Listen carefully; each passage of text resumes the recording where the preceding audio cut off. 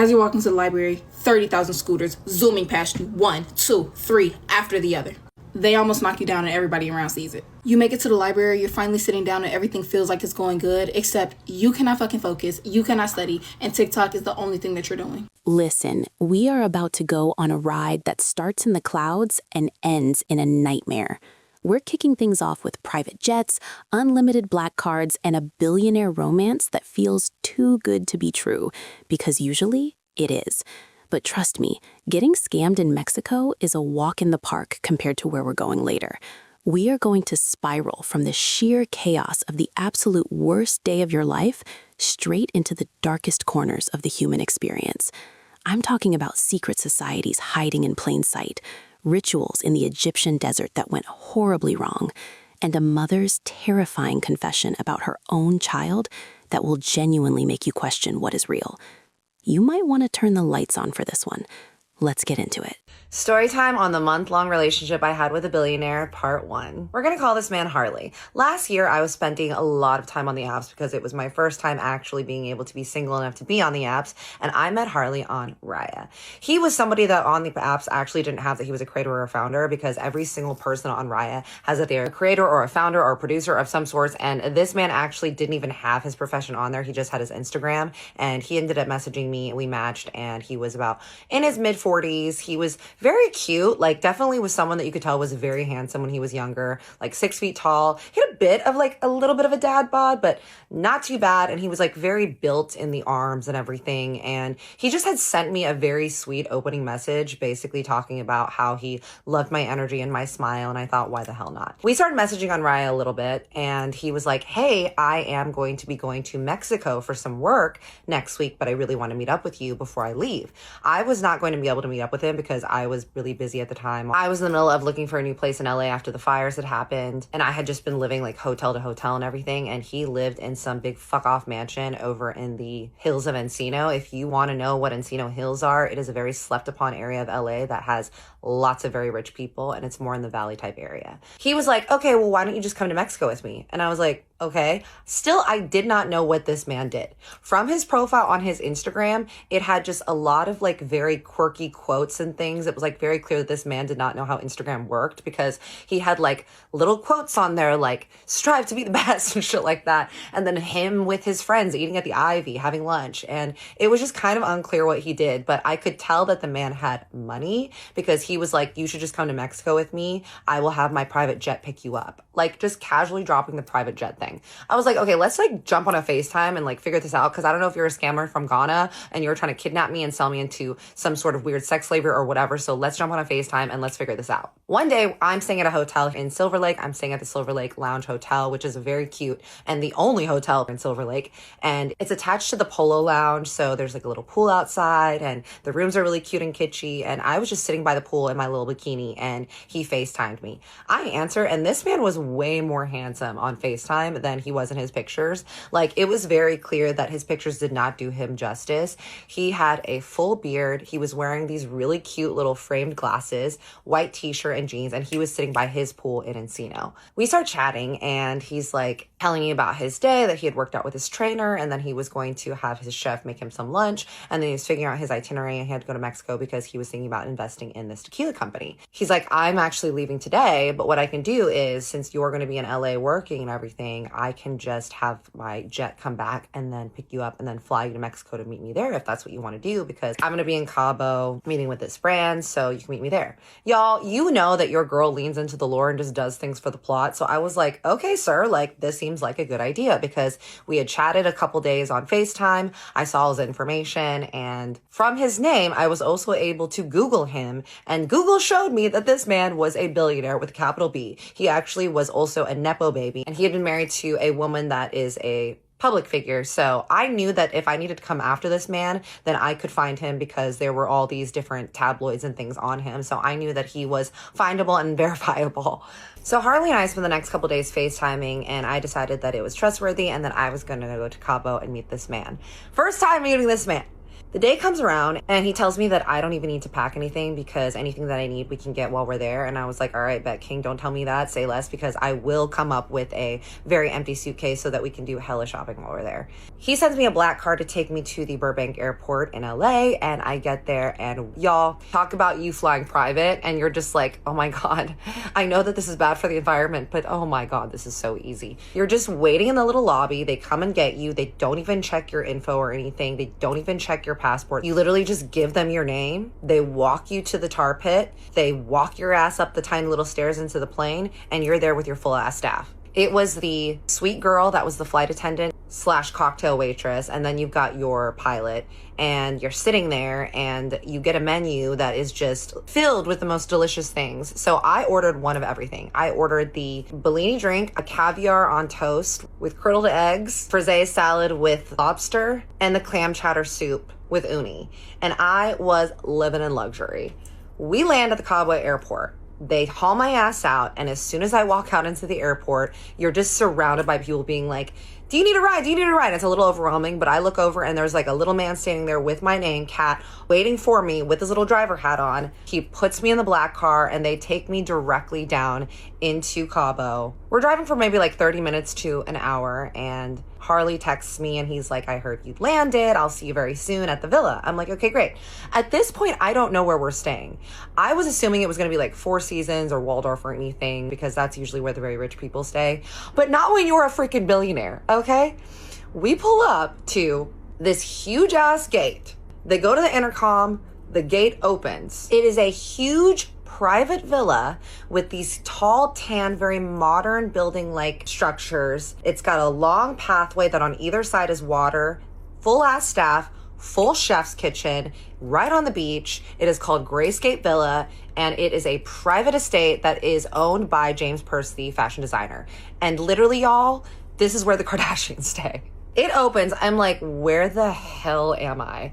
We pull up. Huge, beautiful trees everywhere. It is the most gorgeous place that I have ever seen in my entire life. All open with lush tables, sand, very minimal decorations, and a staff of like 12 people just walking around doing God knows what, pretending like they're doing something, because honestly, you could probably get paid a lot of money just to be there to attend to a couple people that you really don't need that much staff there. And out walks Harley. He was wearing some little Hermes slides, some gray sweatpants, a white t-shirt, and chrome hearts glasses. And I was like, this man screams quiet luxury. I came out and he was like, nice to meet you, gorgeous. And I was like, good to meet you too. There are two staff members standing on either side of them, a woman with a tight little bun and a man that has a little comb over, and they're both wearing these vests that signify that they're staff because everyone is wearing uniform there. The man has on his little tray champagne, a vodka martini, whiskey neat, and a glass of red wine. And he goes, I know that you said that these were your 4 favorite drinks, so I had them prepare them all so you can choose which one you'd like. See, this is the full service that we deserve, ladies. I look and I'm like, hell yeah. I'm like, well, I just had a long flight. And while I was on the plane, I had some really good Bellinis. So let's just keep the champagne flowing. I grab the champagne. I take a little sip. I look over at the woman with the tight bun, and she is holding on a tray, again, a little box. The sun was beaming on me, y'all. And I was kind of like going like this. And he goes, oh, did you need sunglasses? Because it seems like the sun is really in your eye. And I was like, I didn't bring anything with me, sir, because you told me not to. And he goes, good, I was counting on it. He looks over. The woman pulls open the box. It's a white box. Inside of it is a black box that says Gucci on it. I'm like, he opens it and he goes, I was pretty sure that my personal shopper was able to find the right shape and everything for your face because I sent them pictures, but he pulled out these shades. Yes. The man greets me with all my favorite cocktails and a pair of Gucci shades. I would say that this is the life for me. And I knew that it was going to be a very interesting time knowing this man. Puts his hand out to me and he was like, all right, let's go inside. I'm going to show you around and let's have the private chef make you some food. I was like, all right, bet, let's go. So y'all, part 2, the day spent with this billionaire, the rest of the month that I had spent with him in the next parts, and why it did not work out. I love you and I see you. Big hug, big kiss. Story time on the month-long relationship I had with a billionaire, part 2. We've left off. I'm in Mexico. This is our first day with the billionaire that I met on Raya. He's just given me a plethora of drinks to choose from and take to the face and a pair of Gucci-ass shades. He's walking me around the villa. Y'all, this is the most expansive, beautiful villa that I have ever been to in my life. There is a reason that this was designed by James Pearce, the very famous fashion designer. It was absolutely what I would picture is the epitome of calm, relaxation, and just absolute billionaire solitude.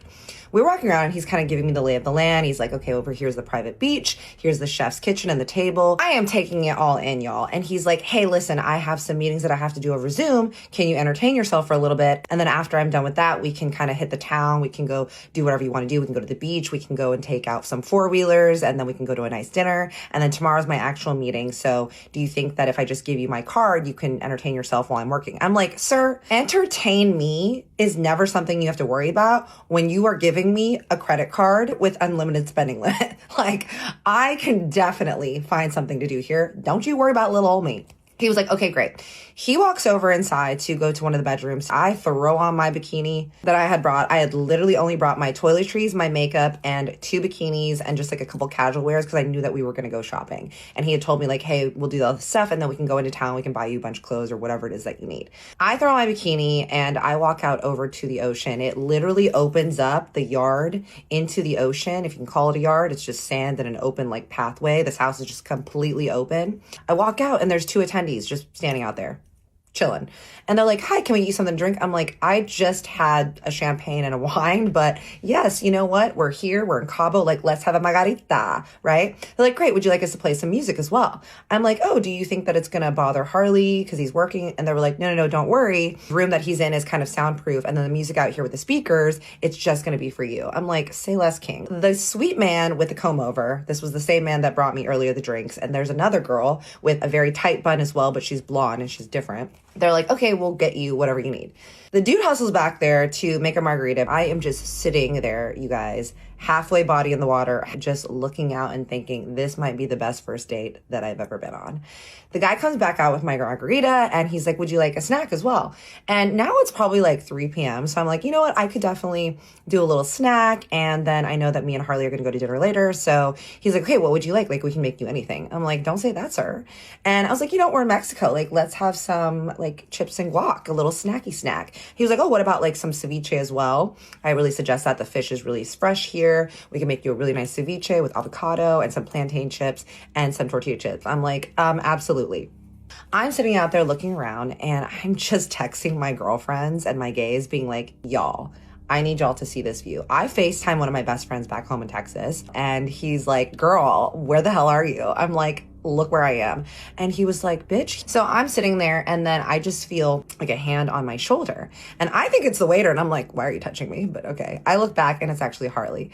And he's like, hey, beautiful. You enjoying the view? And I was like, hell yeah. And he was like, I'm enjoying the view too. I'm like, smooth, brother, smooth. And I was like, oh, I just ordered a little snack. And he's like, okay, great. He's like, well, I just wanted to check in on you, make sure that you're doing okay. We're going to be able to be done and able to just go into town and explore and get whatever you need probably in about 30 minutes. So you just like chill and relax and do what you need to do. It's going to be like 30 to an hour. I'm like, dude, I am fucking chilling. You ain't got to worry about me. And he's like, okay, I just want to make sure that you're taken care of and you're not bored. I was like, you really think that my ass or anyone of that matter is going to be bored looking at this exotic, beautiful sight before them? No. My waiter man with the comb over brings the whole dish over and I am just sitting there on my ass in the water in my bathing suit. It was like white with little cherries on it and red bottoms. And I was just sipping my margarita and thinking, I didn't used to think that I was a beach girl, but this has proved to me that maybe I was just at the wrong beaches previously because this experience has showed me that I'm absolutely a beach girl. 30 minutes to an hour passes, another hour and a half. I'm still waiting on Harley. And then one of the girls with the tight bun walks over and she was like, hey, Harley wanted me to come get you if you wanted to go take a shower and freshen up before you guys head into town. I'm like, absolutely. I'm like 3 margaritas deep in, y'all. I am feeling good. I walk in and she leads me over to the walk-in shower that has all these huge shower heads above. Walk in, I fit like 4 people in there. Walk in there, I'm like, well, you could sure have a party in here. And I use all the very nice Kiehl's products that are in there and equipped. I put on a hair mask. I put on a face mask, a little cucumber mask that was in there. I get out of my towel and I'm sitting in front of the vanity table, which also is next to the view of the ocean. And I am just like, I feel like I have never looked more relaxed, refreshed, and in my element. I put on just a little bit of moisturizer and I do my brows, and then I just put like a little baby lip on, but that was it because we're out in the ocean and we need to be natural queens. I throw on this little slip dress. It's tan and it's just basically a very basic silk slip dress that's kind of like stops here, and it's very 90s cut. My friend makes them from Shop Shawnee. She makes all the best slip dresses if you ever need one. It's slinky and it's long, and it probably hits about mid-calf, and I throw on some slides, some little tan slides. I walk over, my hair is wet, and I put a little bit of sea salt spray in it because we are going to be an island girl. I walk out and Harley is standing over there, and he has now changed into some little khaki shorts, and he is also in his Hermes slide still, his white t-shirt, and he has now changed his frames to another frame, Garrett Light. I'm like, hi, and he's like, hey, look at you, it looks like you got some sun, you look more freckly. And I was like, I hope so. And he was like, you ready to go into town? And I was like, absolutely. So we walk out and the driver is there. We get into the car. And he's like, okay, what would you like to do? He's like, we can go shopping. We can go four-wheeling. I was like, I want to do shopping, four-wheeling, and then I want to go get a really good bite to eat. And he was like, your wish is my command. Dude drives us over to a little stand. And at the stand is a bunch of four-wheelers and some little Vespas and everything. And Harley's like, are you sure you don't want us to just like drive around? Or do you really want to do the four-wheelers? I was like, honey, I want to do the four-wheelers. And he was like, adventurous girl. I was like, yes, obviously. We look out and the 2 men there's a short one and a tall one. The short one is like, hello, welcome. You guys are here, Americans. And we're like, yeah. And they're so sweet. Harley's like, do you want to take a Vespa or do you want to take a four-wheeler? I'm like, buddy, I'm taking a four-wheeler. And the guy's like, do you guys want to ride together? And Harley's like, we can ride together. I was like, sir, no, I want my own. And he was like, you know how to ride these things? I'm like, yes, absolutely. I was like, I know how to ride a motorcycle. And he was like, wow, okay. I'm like, yeah, no. I want my own. And he was like, love that, love that. I'm like, yeah, come on now, get off my ride. I'm driving. I don't want you backpacking on me. Like, what the hell? He's like, okay. He decides that he wants to take a Vespa. And he's like, yeah, I have a bad back, so I'm going to take a Vespa. I'm like, I don't know how that translates, but okay. We get our little four-wheeler. The tall man is like, hey, just so you know, just be really aware of your surroundings. We're like, okay, great. Harley's like, okay, we're going to take the ATVs down near the beach. And then after that, we can go back to the car and then we can jump in and we can go to the mall and do some shopping and figuring it out there. I'm like, okay, great. We're taking it from the little stand over to the beach. Now, the way that the street is here was the little stand. Here's the street. You have to go on this little street to the beach over here. I'm going down, right? After this, worrying about being careful. But you know what, y'all? Your lady, she lives for the lure. She likes to go fast. I speed off. Harley is behind me. I'm like, I don't know where I'm going. So I slow down and I turn around. I'm like, hey, can you go in front? Because I don't know where I'm going. And he was like, yeah, absolutely. He gets in front of me. He's kind of leading the way. And as I'm going, I see that there's like a little patch of trees and stuff like that over here and a street. I'm going and I literally, y'all, look down for maybe 10 seconds because I had my bag in my lap and I wanted to try to put it onto one of the little handles. I looked down for a second and I just feel the front of my four-wheeler crash into something and I go like this, boom. I'm like, what the hell? I look up. I have run into the back of a truck that has a big wagon on the back. The back of the wagon has a scratch on it, and part of the bumper is a little bit off, and part of the bumper of the four-wheeler is a little bit off. And I'm like, oh, fuck. I turn over onto the side. I pull over, and Harley has not seen that I have stopped. The truck pulls over, and the woman driving it comes out, and she's furious. She is this 4'11" woman in an oversized tee that has one of those fake naked bikini bodies on it. One of those, yeah. And some oversized shorts. And she is with her son and she is mad and she starts yelling at me in Spanish. And I don't speak Spanish. I was like, oh no. I'm like, un momento. I call Harley. I'm like, I've had a little accident. And he's like, what? I'm like, can you come back? He's like, okay. I'm looking at the damage. Honestly, her truck was not bad. It just had like a little scratch on it. But the front of the bumper of the ATV was a little bit mushed. And I could not believe that in the 10 seconds that I looked down that I had run into the back of this woman's. I don't know where she came from or anything, but I was just like, what happened? Harley comes over and he's like, what happened? I'm like, I don't know. I was literally driving. I looked down for a second and she was there. She's yelling at him in Spanish now. He's like, okay. Telling the woman, he's trying to point that the stand where we got the ATVs is literally 10 feet to 20 feet down. And we just need to go back a little bit so that we can talk to the men there because they can translate because they speak English. She's like, no, policia. She's like saying she's going to call the police. And I'm like, oh my God, we're not going anywhere. The son is in the car. And I'm like thinking, okay, he looks young, so he probably maybe speaks a little bit English. So I go to the side. I'm like, hey, buddy, do you speak English? And he goes, a little bit. I was like, can you come and tell your mom that we're not going to run? We just need to turn and go back to the stand over there because this is owned by those people there and then we can figure this out. And he's like, yeah. I'm like stressed. I'm like, oh my God, I cannot believe that I am already in an accident. I just met this man. I get onto my busted ass ATVs. They follow us back to the stand. We drive up and my homie over there is like, what happened? And I'm like, I made a little boo-boo. And he's like, what? I'm like, look. He looks to the front and he's like, oh, okay. He's not bothered. He's like, okay, that's not bad. I'm like, I'm so sorry. I'm like getting stressed, right? I'm like, I'm sorry. I feel really bad. You know, like, is her car really bad? They're looking at everything. I hadn't seen the car before, so I don't know what her car had looked like beforehand. I didn't take a good look at my ATV, so I didn't really know what it looked like beforehand. I mean, it was already kind of old and stuff, but I don't think it had the little like front of it was just like a little bit off. I'm like, oh my God. Harley's like, hey, babe, it's okay. How about this? Why don't I give you my card? There's like a little restaurant fruit stand bar across over there. Why don't you go there, get yourself a drink, have a snack, relax. I'll handle this. I was like, wait, no, but I'm the one that did it. And he was like, no, I know. But don't worry. Let me just handle it. Like, this is what I do. I'm like, hot. I take his black card.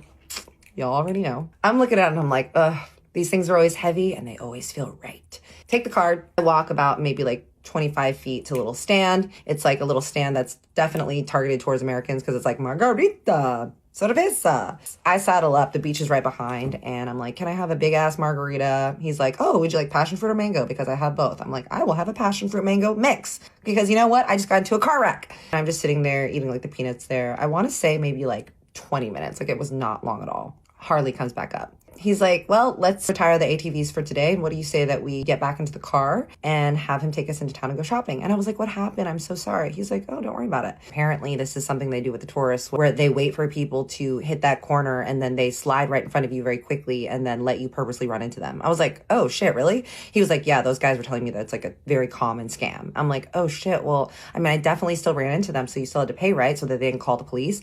And he was like, yeah, I still had to pay. And I was like, oh, no. And he was like, yeah, it was kind of expensive. I'm like, what? I'm like, oh no. Like, in my brain, I'm like, I know you're a billionaire, but I feel bad for costing you money because you're saying that it was really expensive. Then it must be expensive. He goes, yeah, it was 179 pesos to the woman and 1798 pesos to the guy for the ATV. I'm thinking like pesos to conversion. I don't know how much that is. I'm like, is that a lot? Like, I don't know what the conversion rate is here. I don't know if the conversion rate is worse here or worse there. Like, I don't know if it's actually more in dollars. I have no idea. He starts laughing. He goes, relax, beautiful. I'm totally joking with you. 179 pesos is $10. And 1,798 pesos or whatever it was, he was like, is $100 for the ATV. I paid $110. I'm like, oh. And he's like, yeah, I was just messing with you. He's like, everything's really cheap here. And honestly, like, she was just happy that I didn't call her out and actually get the police on her because she was scamming you. And I'm like, oh, okay. And he's like, don't worry about it. Like, we're totally fine. I'm like, great. I finished up my margarita. Now I'm 4 margaritas deep, y'all. And I am just having snacks. I am feeling like a bobblehead and I'm feeling good.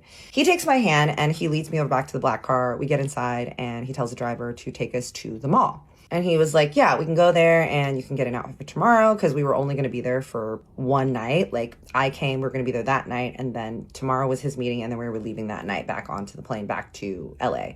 And he's like, I'm not really into shopping, but this is what you want to do. Like, we can definitely do that. I'm like, absolutely. I love shopping. He's like, oh yeah, you're a girl. I'm like, I know. We're in the car, and something that I notice about him is that he is very, very quiet-natured. He is very sweet, and he has got this deep, gravelly voice and is definitely very introspective, but he does a lot of observing. And he would just sit there and like observe me. And I'd be like just chatting away, being me, right? Like, la, la, la, this. I'm like asking him questions, asking about his life. And when he starts telling me, he's like, I do a lot of investments. And he's like telling me that he grew up in Beverly Hills with a very rich, very absent father. His father suffered from a stroke in the past 5 years. Because they had a very tumultuous relationship, he never really got to confront his father about the treatment that he gave him growing up.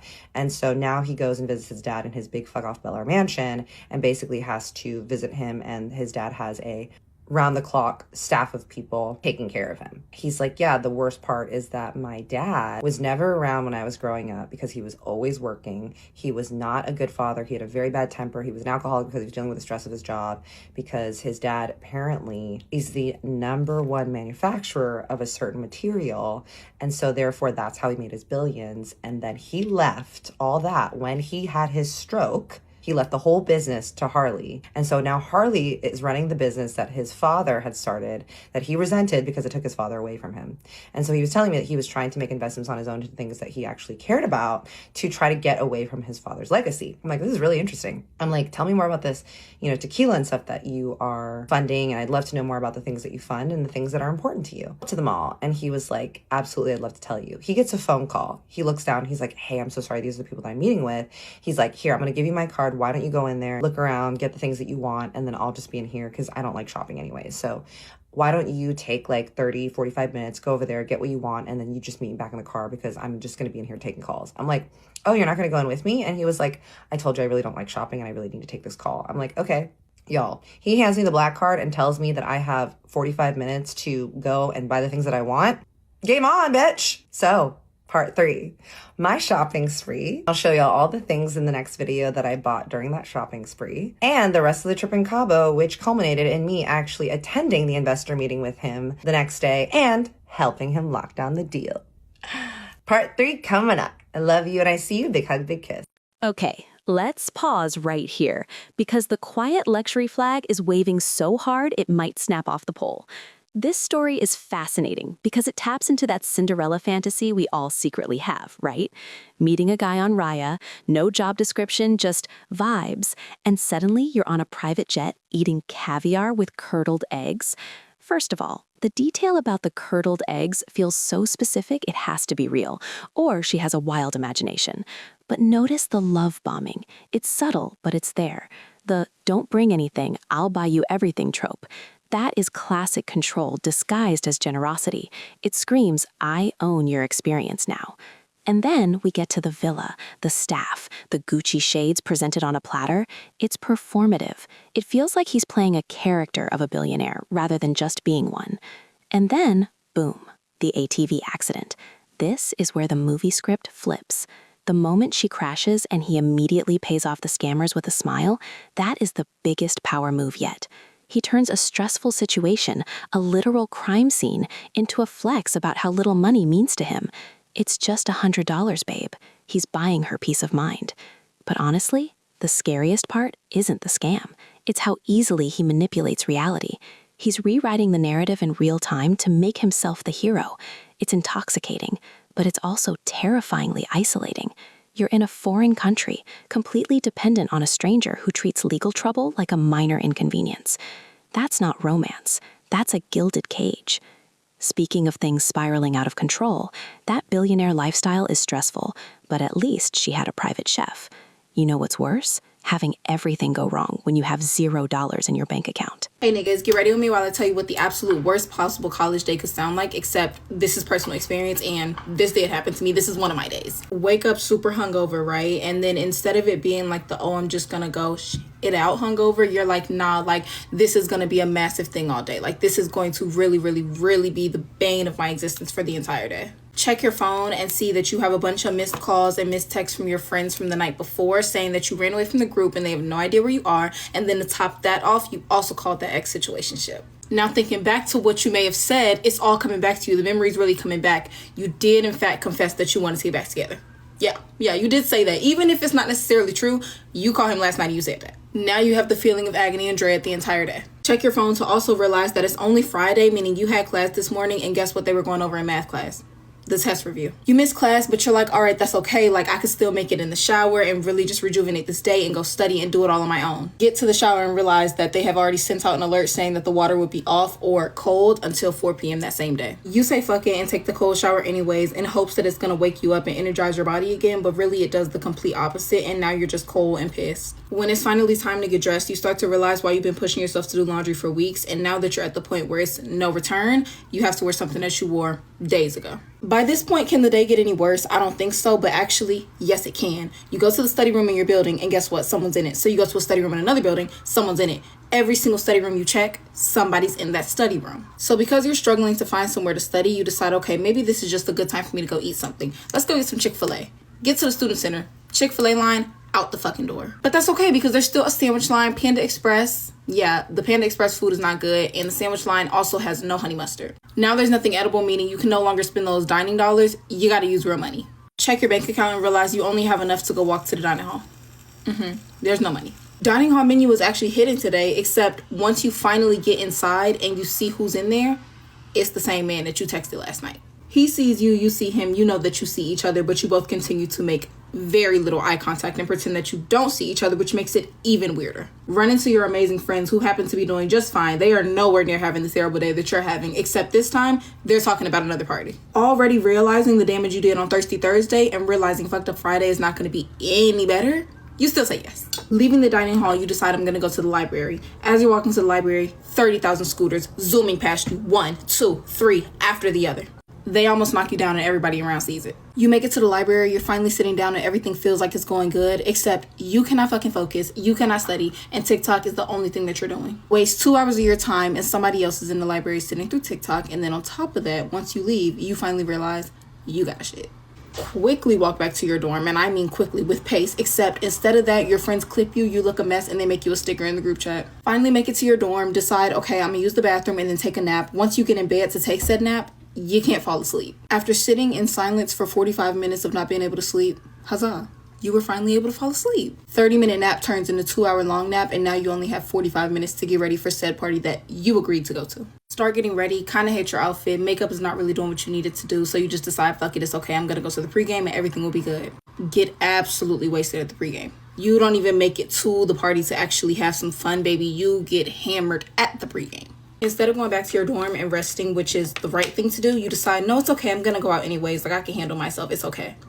Get in the Uber with friends and realize that the same man that you were just texting with, just seen in the dining hall and just acted a fool about, is going to be there as well. Also, every single person that you do not like will also be in attendance. Finally make it to said party. Get out the Uber, still super drunk. You're probably even more wasted than the night before. On top of that, $20 entry to get in. You low-key pay the $20 just to leave 30 minutes in. Uber home by yourself and also still be hungry because, again, no money in the bank account. And, yeah, have to have sleep for dinner. And I almost forgot the best part. Scrolling through Instagram right before you go to sleep, still half drunk, you scroll through a photographer's page and realize you're posing with somebody you have no business posing with. And it's all over Instagram for people to see. Wake up the next morning and it's all the same thing again, except this time it's Saturday, so you can relax. Oh my God, stop.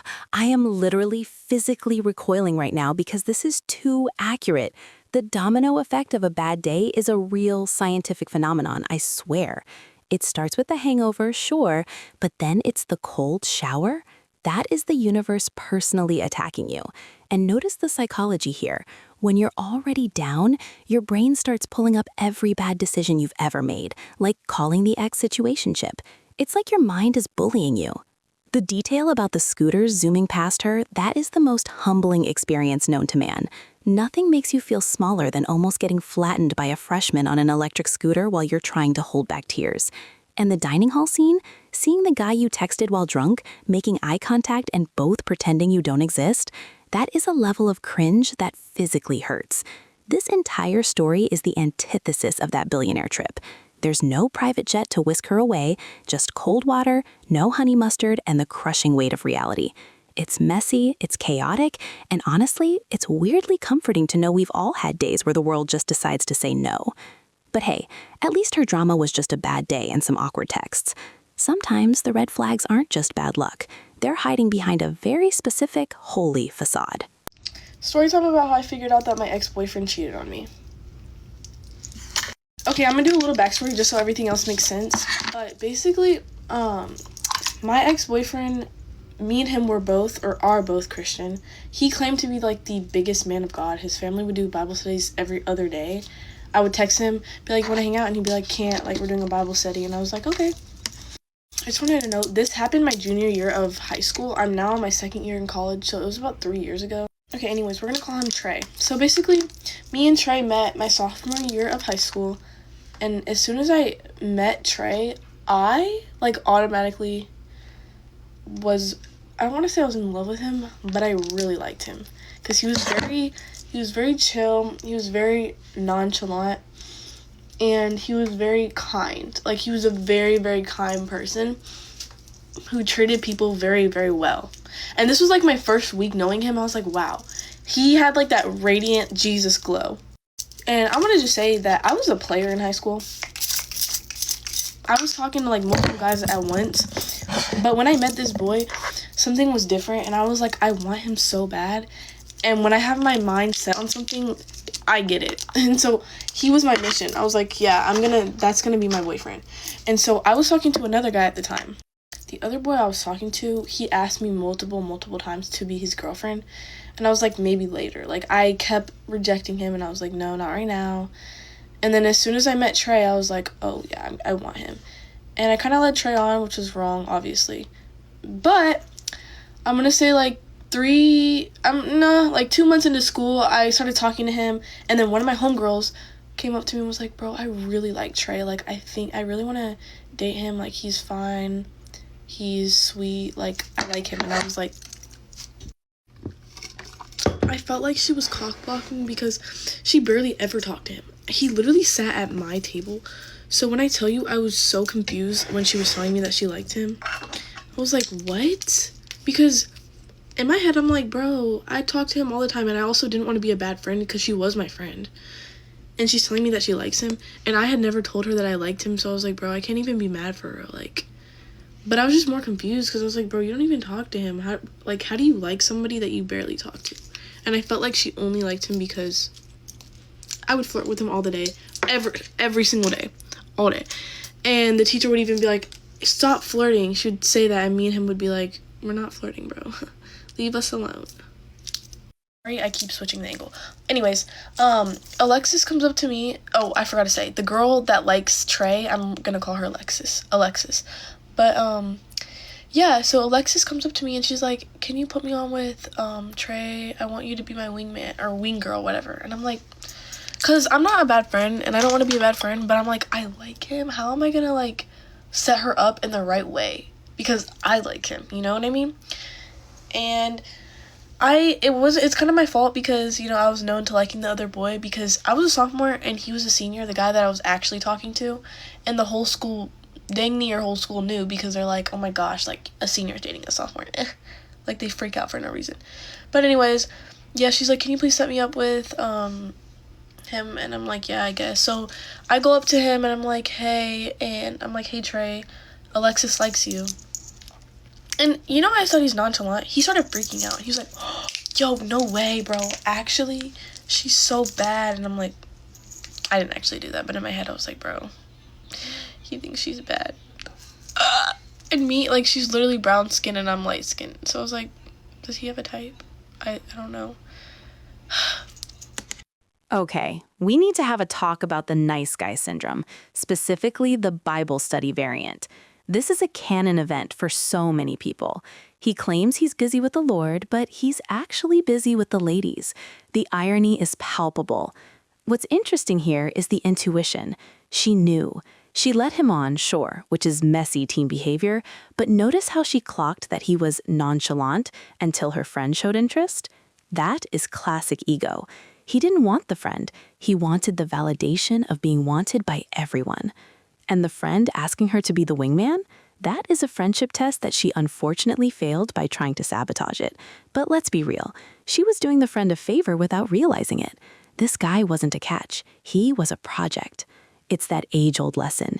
If a man has to scream about how good and righteous he is, usually he's compensating for something darker, or at least something messier. Speaking of things hiding behind a righteous facade, High school manipulation is one thing, but what happens when that secrecy involves entire organizations and deadly consequences? A word that anytime I say it, it tends to get my accounts in trouble. It's this word, okay? And I wrote it in cursive because AI can't read cursive apparently. It's weird because if they didn't exist, why is my account punished every time I talk about them? But anyway, I got a story about that from a guy named Nate who said I could use his real name. And he said that he believes that they have a lot of activity in Naples, Florida. If you're new here, my series is called Spooky Scary Storytime, and people write in all the time and they tell me the most creepy or unbelievable stories that they think that nobody else would believe. And they were like, this is a great outlet for it. He said, I've seen your videos. I don't know who else to tell, but I want to know if anybody else knows anything about this. It could be the ramblings of a crazy man he met, or it could be the truth. Let me know what you think.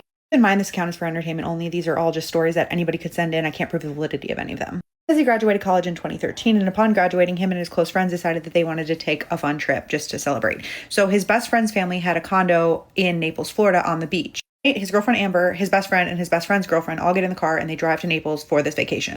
For like a week. And halfway through the trip, Nate and his girlfriend Amber wake up one morning. Everybody else is sleeping and they're like, let's take a walk on the beach. Like, it's nice out. It's like 9 a.m. So Amber brings a Gatorade bottle she's going to fill with sand to bring back to her 10-year-old sister, and they go walking along the beach. He said he believes it's the Pelican Bay area, if anyone's familiar. It was a really nice day. There were some other people out, but it wasn't busy. It was a weekday, so they weren't alone by any means. But there's other people walking, and after they finish filling up the Gatorade bottle, they're like close to this boardwalk. Entrance to this walkway off the beach, and this man is walking toward them. Nate said he's about 6'4". This man was slightly shorter than him, closer to Amber's height, about 6 foot. He's redheaded, curly hair, dressed nice, like they thought he was just leaving the beach. Plain blue shirt, plain shorts. Nate said he didn't look distraught or like crazy in any way. Nate said he grew up kind of poor. He knows what poor people look like. He didn't look poor, but he didn't look super wealthy either. He just looked like a normal guy. Looks like he's late 20s, early 30s, and he's like beelining straight toward them, but they think he's going to divert as soon as he gets there. But he doesn't. He gets to them and he says, where are you guys from? And they're like, Tennessee. And he's like, oh, I'm from here. And Nate's like, how did you know we were from out of state? And he's like, well, locals don't normally bring bottles to fill with sand to bring back to wherever they're from. And they're like, fair enough. Her explains she's going to bring it back to her sister. They all kind of laugh about it. He's like, that's really sweet. And then he's like, do you guys have a minute to talk? Nate and Amber kind of look at each other and they're like, sure, like we're not doing anything. And he's like, okay, well, I was born and raised here. My dad owned a jewelry shop downtown when I was growing up. I helped at the store all the time when I was a kid and in my teens. And one day we were closing up the shop and there was this weird smell that I had never smelled before. And my dad told me it was the burning Uno. You're thinking is probably what I mean. And his girlfriend look at each other because they're like, what kind of story is this? And then this man looks at them. He's like, did you know that Naples is the headquarters? Yeah, they all fly into Miami to make it look like a Miami trip, but then they drive to Naples. And that's where they do their ceremonies. This man told Nate and Amber that basically his dad had become aware of these late night activities in which they would do certain things, burn certain things ceremoniously in order to make themselves more powerful, I guess. Apparently, this man says that his dad and other business owners in the area knew that this was what was going on because of the smells late at night. The man tells them that as a child, he didn't really believe his father's ramblings, but one day they were at the mall, and this woman, who his dad later said was a certain type of priestess with security, approaches them, and his dad tried to get away, but this priestess does something to him, and basically 2 months later, he passes away suddenly. Apparently, right before he passes away, he tells this man that it was because they had found out that he knew and they had caused his death if he were to pass. No, I had to heavily censor that part. I hope you can fill in the blanks. The man says that after his father passed, he was forced out of the business, his bank accounts were cleared out, and he was pretty much left with nothing. Then he says, I know how crazy that story sounds. If a random person walked up to me on the beach and told me this story, I wouldn't believe him either. But the only way that I know to get this out is by telling as many people as possible, even strangers. Amber and Nate kind of look at each other, and Amber said something like, yeah, sure, right, man. And Nate just says, I'm sorry about your dad and your life. This man just kind of shrugs and he says, yeah, like I said, the only way to get the story out is to tell as many people as possible because the people in real power watch everything else that you do. And then he just walks off down the beach, and they kind of look at each other and they're like, that was so weird. They're walking back to the condo, talking about how insane that whole interaction was, and they agree that he didn't seem crazy at all.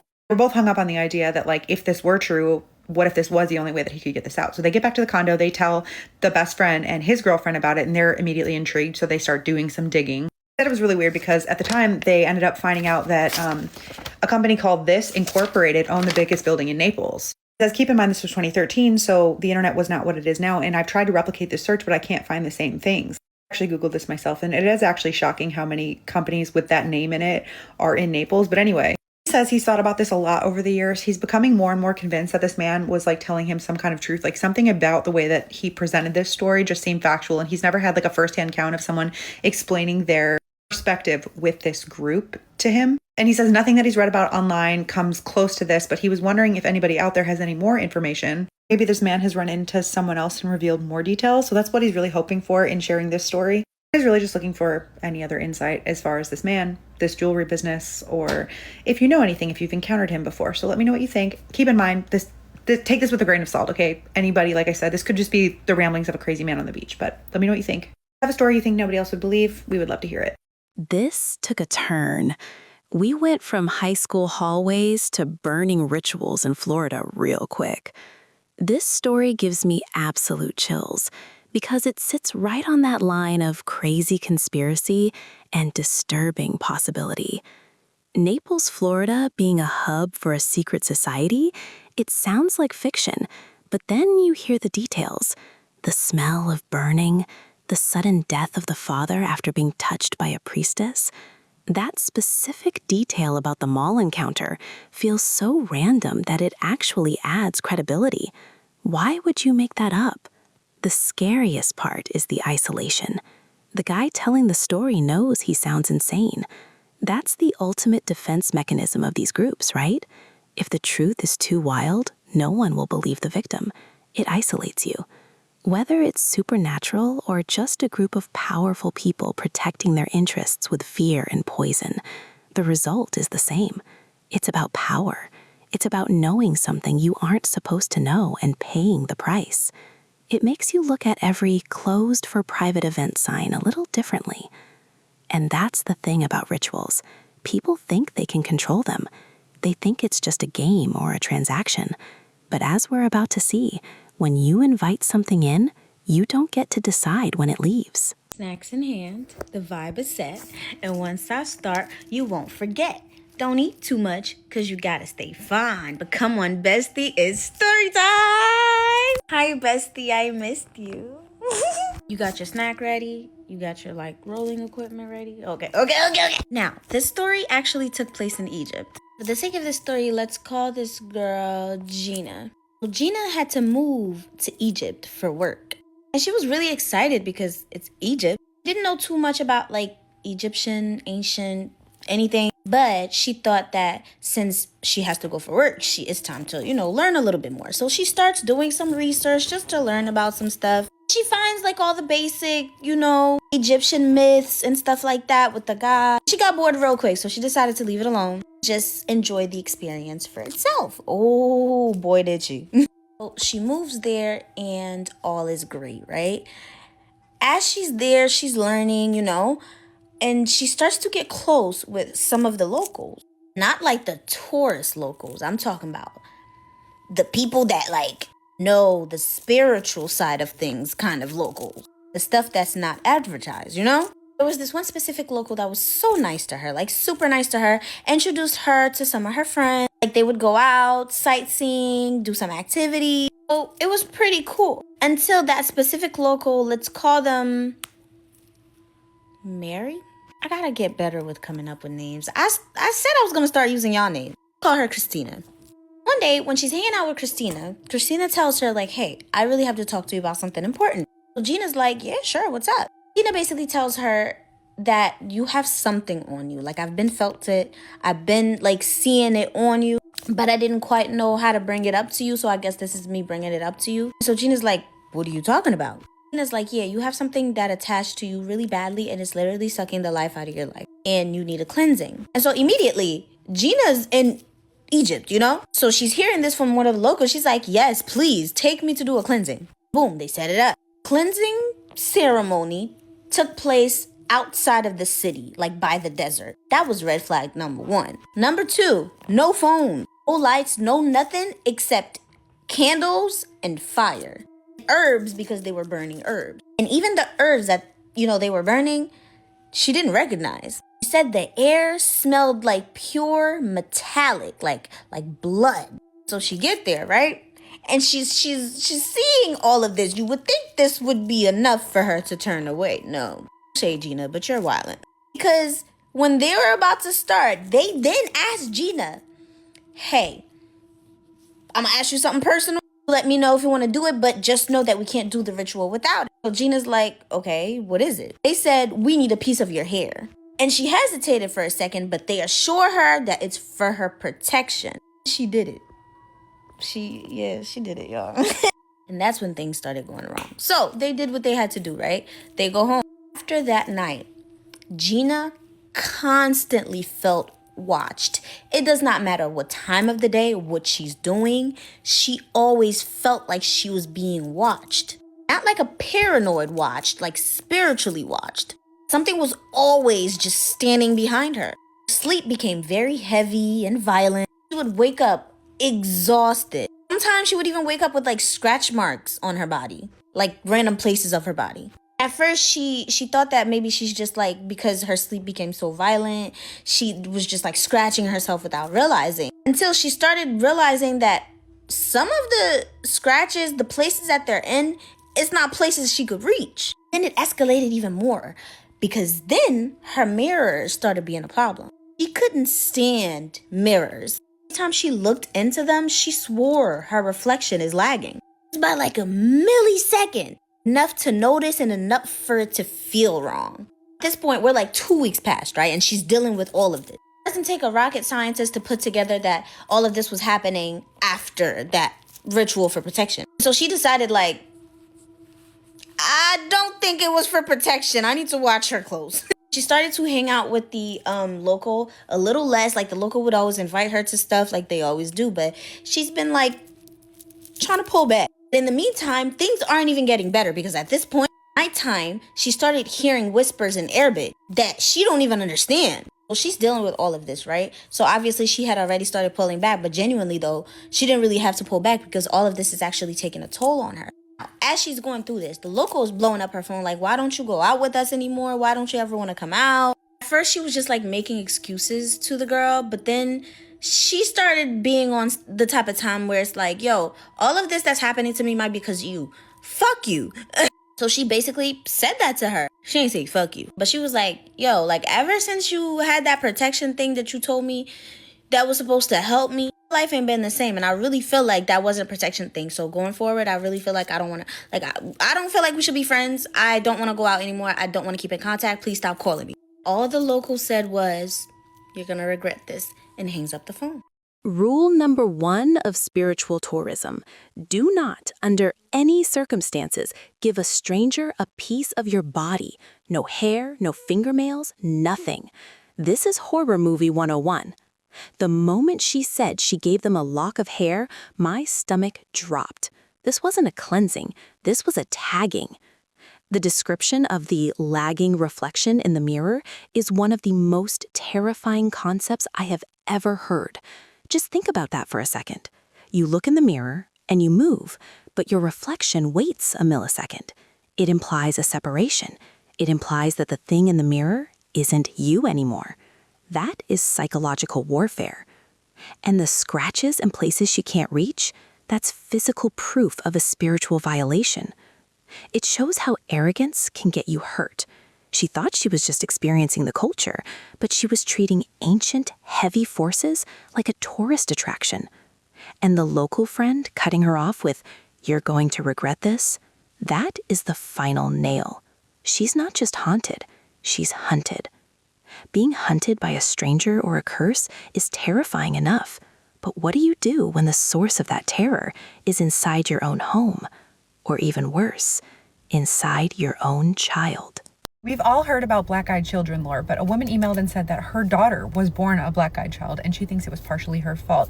This is Spooky Scary Storytime, the series where I share allegedly true stories from listeners about the creepiest or most unbelievable things that they think nobody else would believe. And I haven't shared a really creepy story in a while, but one got me. So this came from a woman named Michelle. She said that years ago she was living with her boyfriend and her firstborn son in Florida. Her cousin Robbie needed a place to stay, so he calls her up. He's like, "Hey, can I come crash with you for a few weeks while I get on my feet?" She's like, "Sure, no problem." Her and Robbie were really close. They had always had a good relationship. So he moves in one day. Her boyfriend's at work. They're kind of just sitting around the house bored. Robbie goes, "Do you want to play with a Ouija board?" She was like, I don't know about that. She said at the time she was really religious. She had a strong belief in God and she just didn't think that you should be messing with those things. But Robbie convinces her. He's like, "Probably nothing's going to happen." She's like, "You're probably right. Nothing's going to happen." So they make a board out of a cardboard box and they use a CD for a planchette.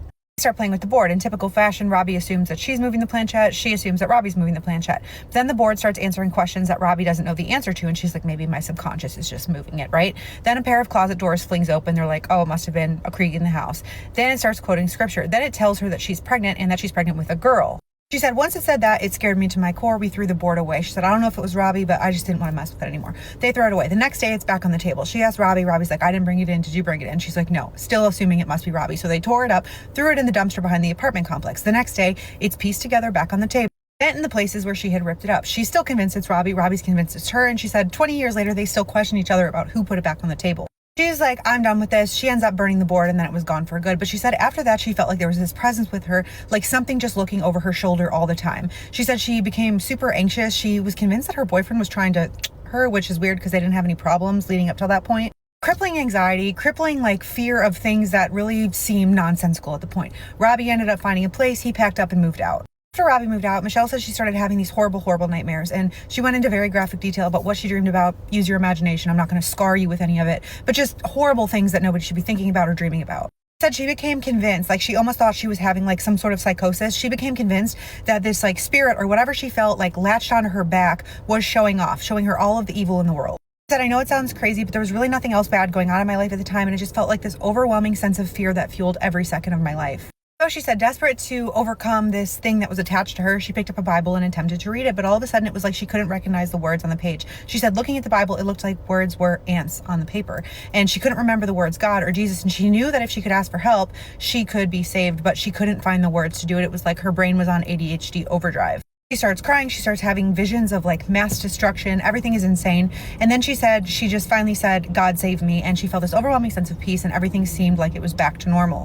She still doesn't watch scary movies because she's convinced that whatever this thing was is trying to come back to her through scary movies. But anyway, she says about a week after she asked God to save her, she takes a pregnancy test and she's pregnant. She finds out later it's a girl. She says after her daughter was born, she would notice moments where her daughter's eyes would seemingly turn black as a newborn and then into toddlerhood. She says as a toddler, her daughter would creep her out in a way that her first child didn't creep her out. One night she would wake up to find her little toddler daughter standing next to her bed, just staring at her in the darkness. She said her eyes still changed black and sometimes her voice changed too. There were just periods where it felt like it wasn't even her daughter in the body. And even when she wasn't around her daughter, she could tell and she could feel when her daughter changed. She hadn't experienced anything like this with her son. And she was just like, maybe it's just a different little kid thing, a little girl thing. She talked to other parents about it. The other parents agreed. They're like, haha, yeah, sometimes kids could be creepy. And she was like, yeah, but do their eyes ever change? Like, do their voices ever change? And the parents were just like, oh, you know, she's just a little girl. When her daughter was 3, she was kind of going through a rough time in her life, and her cousin offered to watch her daughter because she was like, you should get out, you should go on a date. I got her. And Michelle was like, I don't know, she can be really creepy sometimes. Cousin, not knowing the extent of it, is like, no, all kids can be creepy sometimes. And Michelle's like, no, she can be really creepy. And her cousin's like, please, you need to get out, you need to go on a date. So she goes reluctantly, and when she got home that night, she realized that her cousin's 4 kids and their dog were all locked in a room without the daughter. Her daughter's asleep in another room. She asked what happened. Her cousin's like, her eyes changed to black and her voice changed, and she scared us all so bad that we locked ourselves in the room and started to pray. Michelle says when she got her daughter that night, she was completely normal. And Michelle's daughter was 5. Michelle gave birth to a 3rd baby. And one of the child's aunts came to help out with the new baby. Michelle's up with the baby one night. The baby had been crying. Her daughter wakes up, apparently goes into the aunt's room and starts talking to her in this deep, creepy voice. Aunt comes running out, tells her what's going on. She's like, I don't know what is in her body, but that doesn't seem or sound like your daughter. Michelle says, yeah, she does that. She can just be a little bit creepy sometimes.